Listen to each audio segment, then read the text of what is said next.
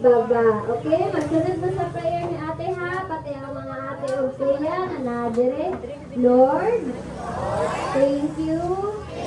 Karong kahaponon, kanina pa nagtapos o sa maayong nga panahon.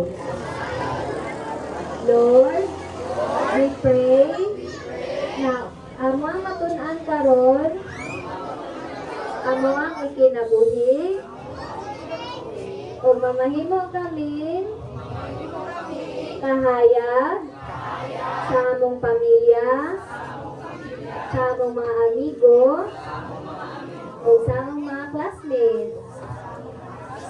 Salamat, Lord. In Jesus' name.